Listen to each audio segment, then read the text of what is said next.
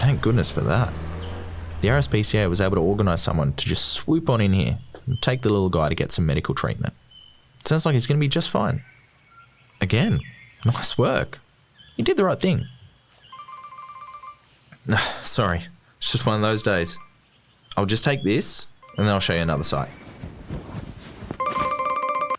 Hello, Tyron speaking. Yes, I am. Okay, yep. Definitely.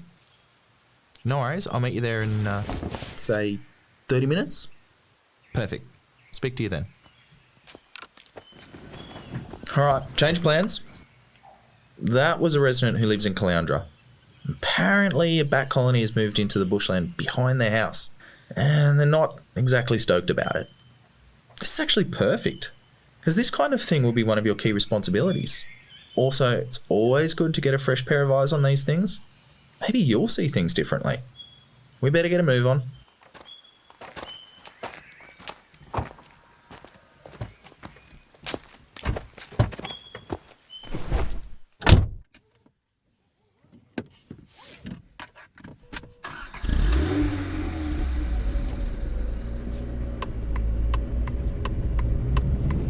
So, these types of visits can be a bit tricky. We've spoken about how special and how important flying foxes can be, but it's not always so easy to live near them. Remember how we could smell their scent? And how during different parts of the year that scent can become stronger? Well, for some people, it's very unpleasant. They can also be noisy neighbours. As you heard before, they love a chat. So this can be really challenging to live close to as well.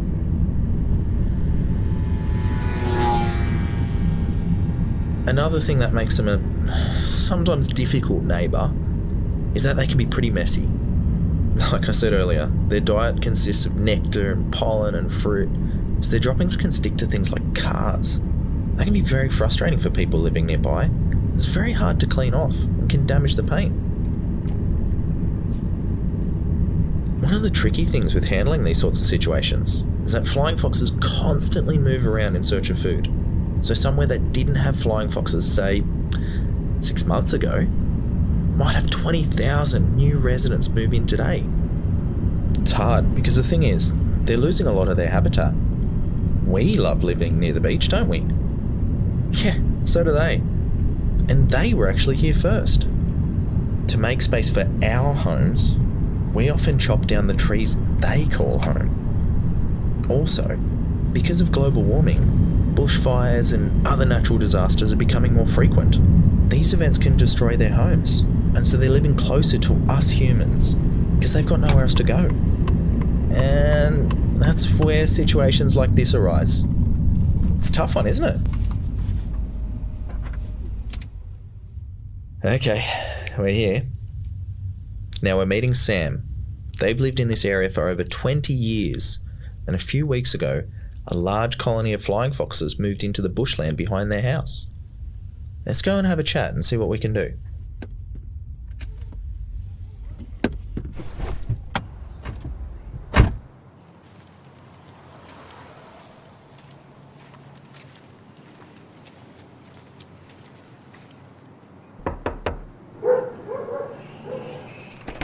Hi. Hey, you must be Sam. Yes, Tyrone, was it? That's me. So, you've got some new neighbours? Yeah, like 20,000 of them. You can probably hear them already. Come around the side and you'll see the full extent of what we're dealing with.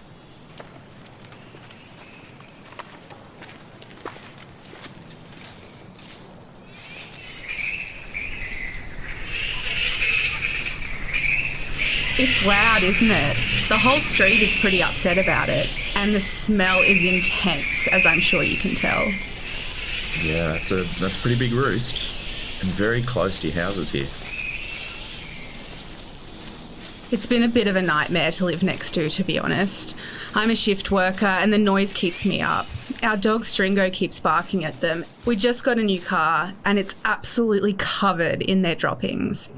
No one's getting any sleep. We're just really stressed about it all. Yeah, that sounds really tough. We have a lot of flying fox roosts across the Sunshine Coast, so we're pretty familiar with helping to improve situations like this. Leave it with us. We'll come up with a plan. Thank you. That would be amazing. I am so sleep deprived. I can't go on like this for much longer. No worries, we'll do our best. It's a tough one, hey? Let's jump in the car and have a chat.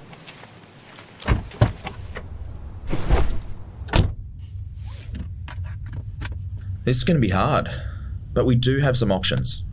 Luckily, Sunshine Coast Council have given us 100 Batty Bucks for situations just like this. First up, we need to improve the situation for Sam and the other local residents as soon as possible.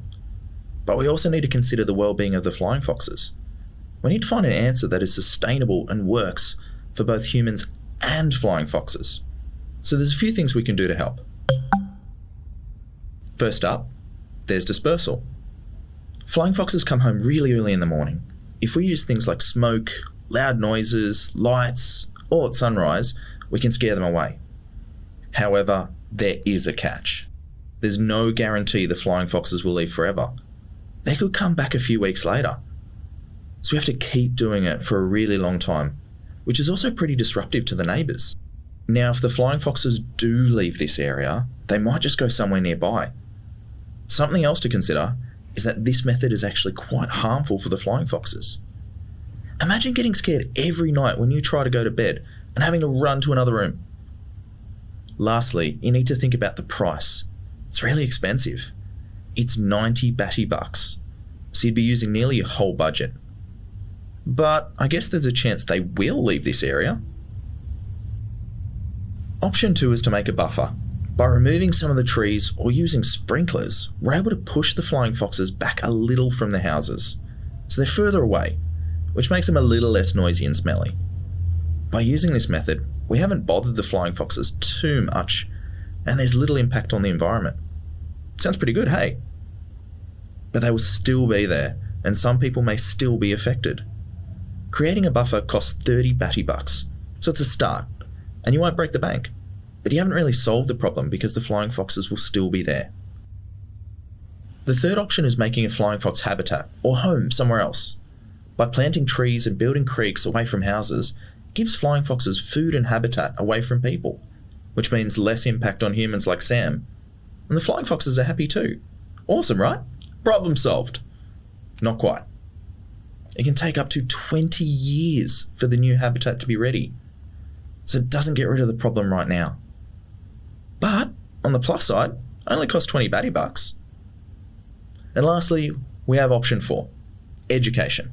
Things like school talks, TV shows, books and videos, maybe even a podcast.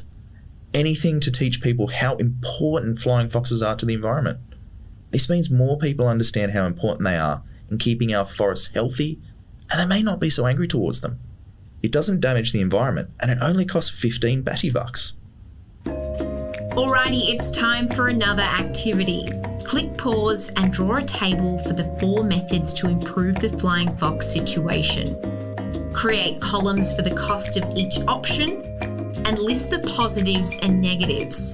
We'll regroup in a moment. Press play once you've finished.